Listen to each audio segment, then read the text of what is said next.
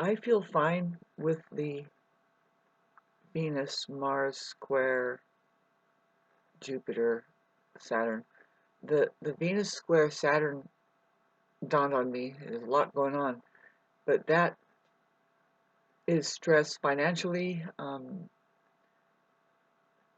Basically, somebody cleaning house. We have Venus in Virgo that cleans out things, but you see, we have she's Mercury ruled at this time, and so is Mars.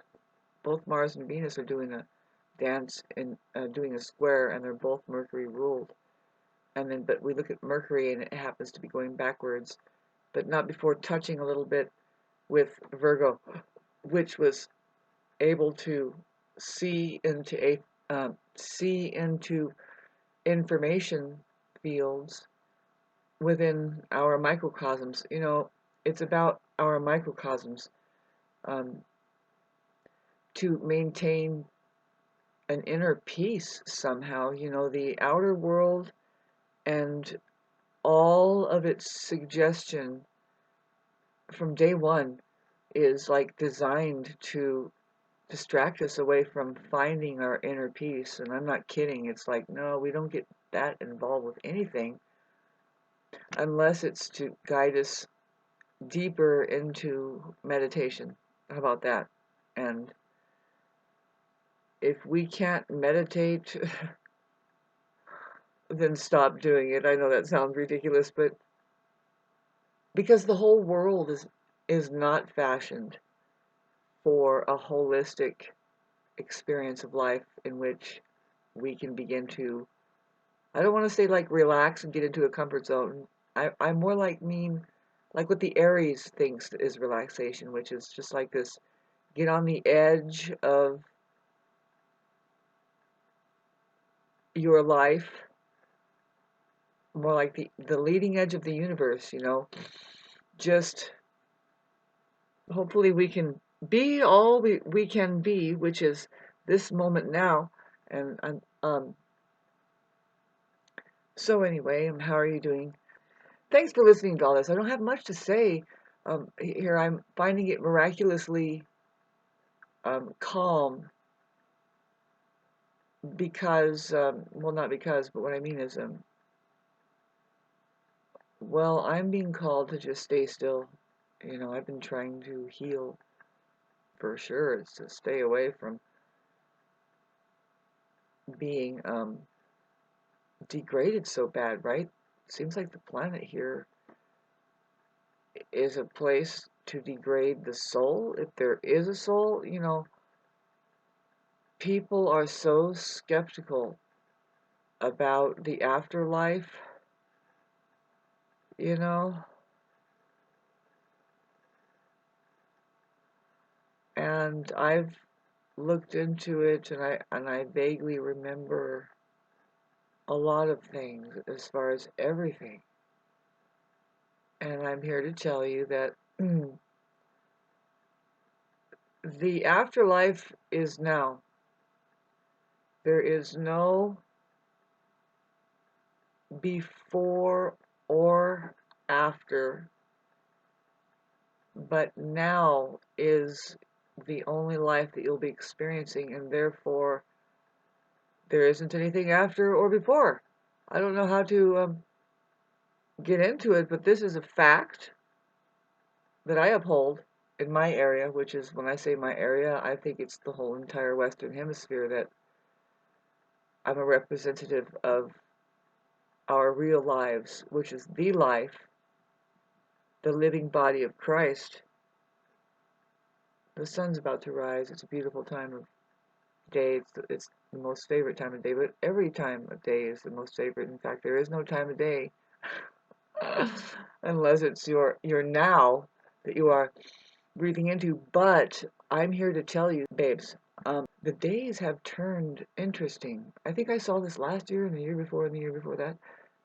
Where I live is very vibrant with energy for whatever reason. I mean, in my yard itself. But no, I'm noticing the sky, and I'm noticing what the sky really is. See, the sky is blue for a reason. It's electric. We're living in an entirely electric reality. and that's what the sky looks like when it's on. But you see, now when I say when we were looking at that sky, babes, we don't really know where it is. What I mean is, we don't know where reality is. Um, we can get a little bit of an idea, and it's not very big. It's not as big as we think, like outer space, out. There is magnetic electrical frequencies that we're tuning in on, and it's interesting from here. But from here is not how we get there, like Abraham Hicks says. Kind of like the way she says, when you're in a funky state and you just want something, I guess maybe in this case it's the entire universe, and to be free enough to get your wings and go to the, what do you think? Go to the planet of your idealized, like if you're really that powerful narcissist, which planet are we going to now? You know what I mean? Based in your ability to celebrate what worked, basically just the truth. That's the school we're in. It's called truth. That begins to kind of loop back into, the suggestion is that there's nothing new under the sun anyway. But we're looking at, babe, the sun. That's a boring thing. They say that because it is utterly boring. It's a massive place of programming. It's all programs. It's very flimsy. You have no idea what's taking place here. Well, solid, 600 years ago for sure. You don't really know. But if you can tell, the way it's quickening up, it seems just by way of deterioration, and the way that information is transferred into our brains, and then we carry on as an organism, like just a collective radiation that begins to culture on the planet, the entire planet, right? It's becoming planetary, right? Through what? Technology? See, we can say that. I could say that like that. And we all think, oh, yes, this is the first time we've ever used these things, and we are hooked in because of electricity. And it's only just been since Thomas Edison invented electricity. And it's like, no. A lot of just people are not thinking how information could possibly be completely twisted over time. But I was trying to talk about Black Moon Lilith conjuncting the South Node in Libra. That's the truth. She's a heavy duty um, planet. She represents the Lilith side of the feminine, which has been casted away if you know the Lilith story. And it's not a bad thing, but see, things have been flipped up upside down and backwards, and she's over there just going, whatever, watch civilization go to hell. Because basically, if you knew the story, minute 10, and I'm just giving it up, could make the darn thing interesting here. Because mankind doesn't know how to honor their organism. There, I said it like that, and I didn't say anything about sex, but it's all about intelligence being exchanged. I've talked about it probably in the last 300 videos. If you look into it, I'll begin to lean over into that subject matter. And it's the moon's nodes, Libra South Node. It has to do with our past karmas. Libras are going through a hell of a lot. It's a study about your toxic relationship, and can you get out of creating that kind of vibrational frequency within an association that's a situationship, not a relationship. Bottom line, you can talk about it like that, right? A situationship just means, oh, I didn't have any choice. Now I don't have any choice at all to be with this person. That's hell. That's hell when you don't have any choice of your own sovereignty, whatever it is, and to be interlocked with people that that it's not really love, you're not able to evolve, the communication is a breakdown or broken down, that is hell. If you ask me, yes, being a Libra, being in a relationship that's toxic and you can't get out of it, and that is sheer hell. You want to experience heaven, which is this moment now, see, and you can drag people into your peace, but it's not always true. I mean, not everybody belongs by your side as far as having achieved that.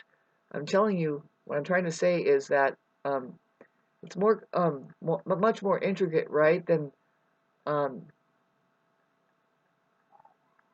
achieving than what we're kind of talking about is meeting people and nothing.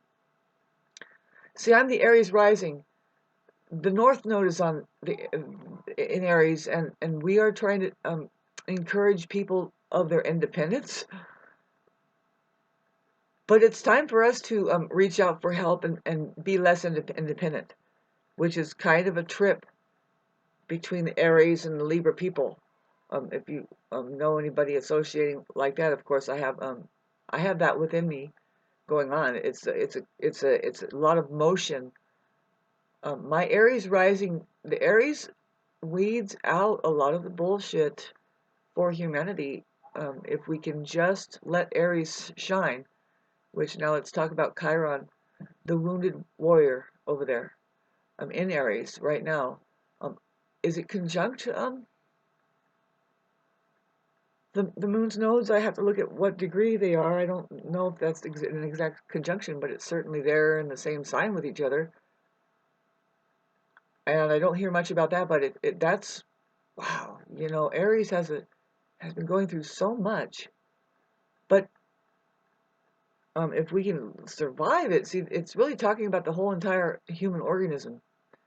When we point at Aries, if you want to look at what astrology points at, you know, there's a physical, and then a spiritual, like non-physical aspect to us operating here, and so it's just something we're going to be looking at more and more into when we get into the Libra season. But we have yet to go through Virgo, which is we're already tasting a lot of what Virgo is capable of doing. Now, we want to talk about this Mercury retrograde now. If you know, you need to know that anything decided or signed as documents, or that has been decided like through the minds, especially if it's a new thing. You know, if you don't like it, go back and change it. You can. You need to pull it up and say, well, no, and then change it because it can be changed. It's not nothing is solid with that Virgo going Mercury going backwards. Mercury is Virgo is ruled by Mercury, so it's cleaning house in such a way, but it went into Leo, and we're going to see the funkiest thing because it squares the Uranus, but we're getting through this Mars, Jupiter, Saturn, and then Venus is going to be squaring it, if I remember right. So the Venus squaring is difficult on love all around.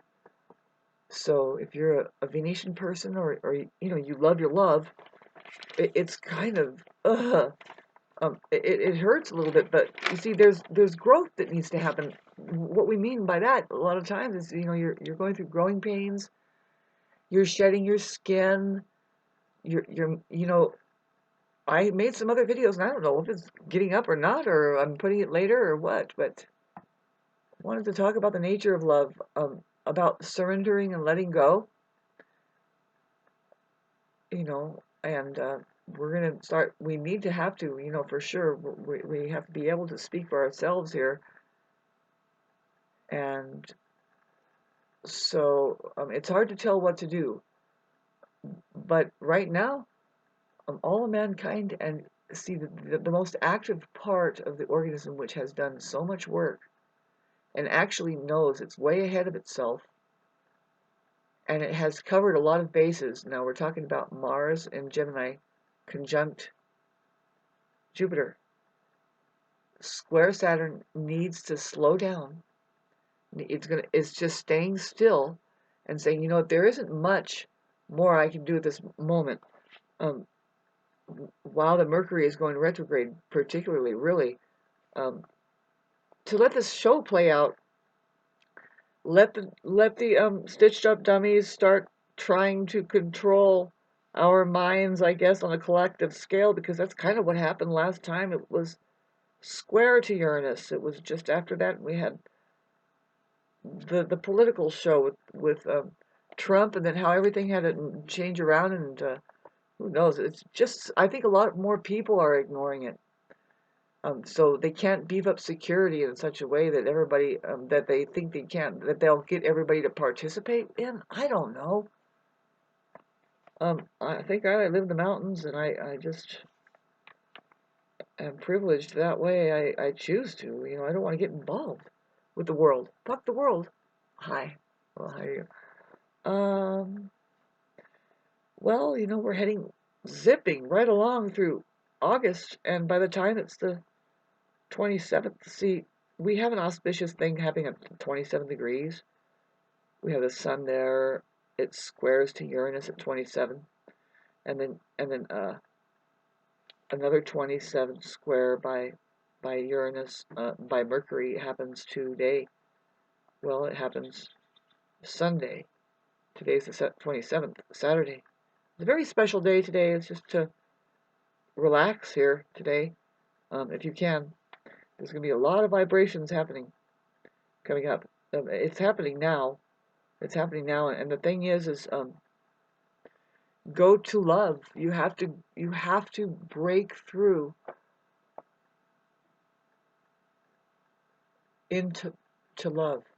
And I was trying to talk about the fact of our aloneness, how every single individual, no matter who they have around them, if they've been married 35 years or if they have their mom there for 65 years, is still alone.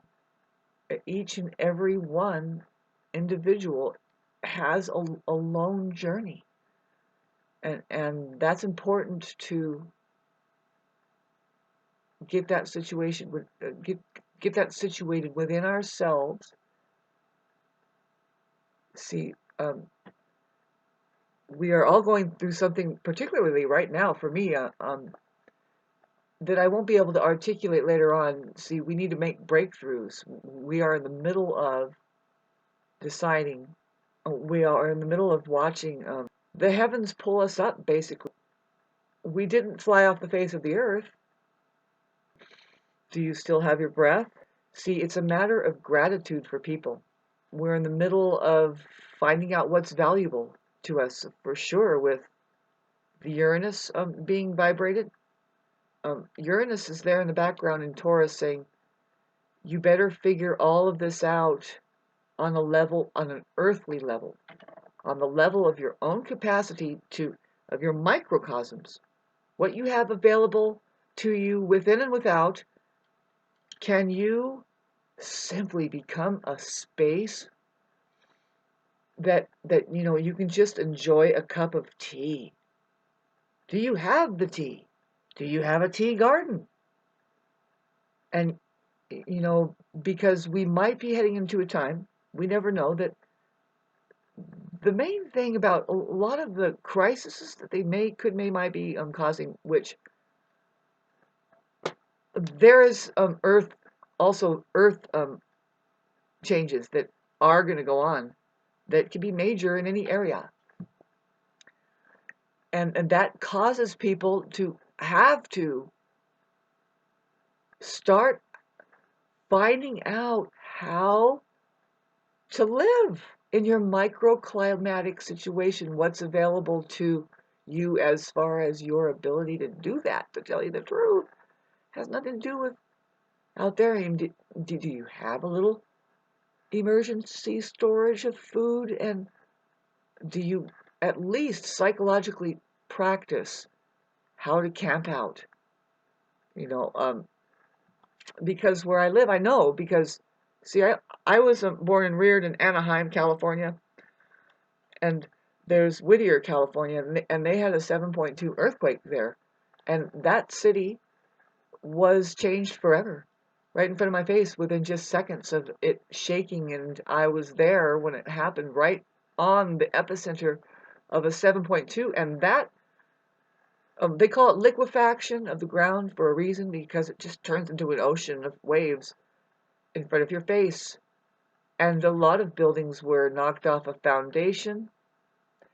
If anything held the ground together, it was those big buildings that were built later, but a lot was flipped over. A wave moved through, and it didn't make it all the way to my porch. It stopped in the middle of the yard. I don't know if anybody noticed, but the fence line after that throughout the whole neighborhood showed this darn wave. Across the street there, a lot of people lost their porches.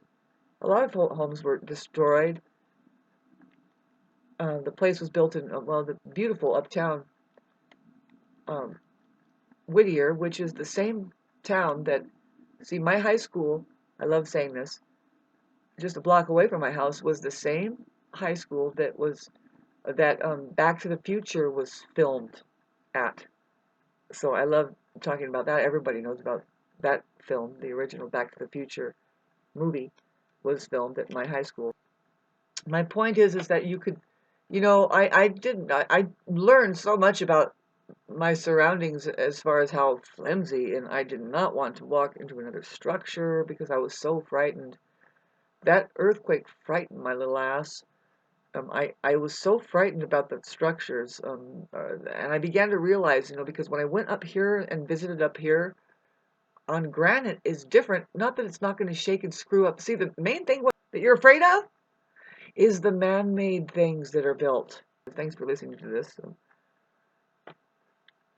Just talking about earthly catastrophe, because Uranus and Taurus and the square with Mercury, but we're looking at aerial catastrophe. Something going on with that.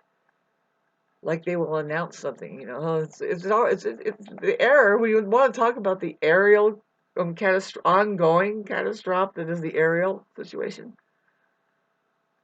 That has been, it's just the airwaves are taking over now. What do I mean is people's minds, the landscape of the mind, the mental scape. It's, if you consider that reality is here and the truth therein that can get people going in celebration, now microclimatically, like around here, it is so disconnected, as you know. I don't know if you know, it's just like, yeah, we have our soapbox cars, and we just um, pummel across the land so fast. Where are we going? This might make complete, holy frickin' amazing sense about this time next month, let's say, when we figure out, whoa, we should have slowed down a long time ago and figured out, what can we eat? Is that cricket really good? Because that's what they've been suggesting, and I have no idea now. It's like, because everything has what? Well, with an earthquake, you have a lot of infrastructure damage, and people can't get on the roads. Then it's just, what are they trying to do now with the mpox thing? There's an mpox I heard. It's like, are people falling for it? See, the thing is that they can cause diseases. See, if China is farming our foods, particularly the meats, and people are just sucking that shit down, you better be careful, folks.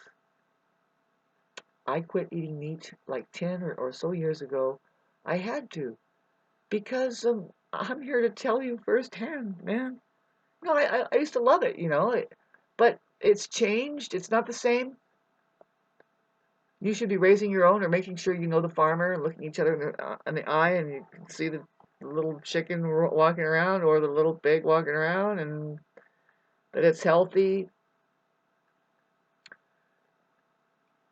But who can do that? That's emergency food to me. I don't know. I mean, will you guys mellow out? We don't know what has happened over the past. Like I said, the way that we uh, think about time is just, you need to people. People, you need to start thinking, at least with me, a little bit. Thank you. It won't hurt. It doesn't hurt. Drink a lot of water. Drink a lot of water. See, it does affect your metabolism. See, the thinkers are very, very thin. They burn fat through their brains. They have a fat brain. Otherwise, I heard my stomach growl. Otherwise, you're storing all of your information or supposed information. Really, it's emotional trauma and undone work in your body. And your fat is developing there and trying to work it out. And I suggest love. We're doing clarity time. And for me, it's like this. I'm looking at my mother's picture, my grandmother's picture. It's like this. See, because my mom and my grandma, they practiced love, but mainly my mom. My mom is more advanced than my grandmother. I don't talk about my mom much or my grandmother. I mean, I guess here, I mean, but my mom is more advanced when it comes to love and keeping that vortex of well-being. Believe it or not, I mean, but she did have a terminal illness. So what do I mean by that, Shauna? I mean, what kind of a well-being is that? Well, no, you're still taking care of your spiritual life. See, she had no choice but to do that. A lot of people who come down with something like that and have a time to think about it, they do. You notice that they have they're a cancer patient at age 12, 9, or 16. Those little kids they seem to be 80 years old or something in their capacity to understand something about this life, and it's so peaceful, really, if you get close to it, right? And my mom was that way, and but I don't really blame it on a terminal illness. You see, she I think she cultivated something beforehand that helped her through. But of course, it gets so difficult that you would lose faith in a lot of things, especially if you didn't understand it in a certain way. But through her and my grandmother, I would gather what Christ, Jesus, was talking about through them by the way that they emanated love. I understand it as love. Their God is love. And they knew, I mean, I know, and I'm here to tell you, you can't afford anything more or less. Now, I know what that's like because this time that we're here on the planet, and every bit of it is impermanence. But love is permanent. Now, we're talking about getting up now. Where is love? Well, love is now. Love is a presence available now. You're available to it now. See, we enshroud ourselves with worry and burden, but really that's an illusion. That's the lesson, because all of life is transcendental. We're going to lift up out of it and kind of shed it off and think, oh, phew. And really, what God is wondering is how much did you take it seriously? Because really, you should not. None of it was yours to begin with. Um, God would say it's all mine, and you don't take anything seriously of mine. I take what's mine seriously, and can you learn how to play? That's all that it is can you play? Now there's um, the metaphor or the analogy talking about play is just to be loosely in the natural state. You don't tighten up and get fearful to where you can't really help yourself or anything else out of what? Well, there's a situation here, illusory, that's very temporary, but we tend to hang on, and that can seem like forever hell, and it can be, right? If you figure that both heaven and hell are back to back right now, heaven is now, which is a huge let go, I mean, really more and more. A lot of us are going to be moving into that, and we're going to start talking about that. That's Christ consciousness. Money is holding together something that is very imprisoning.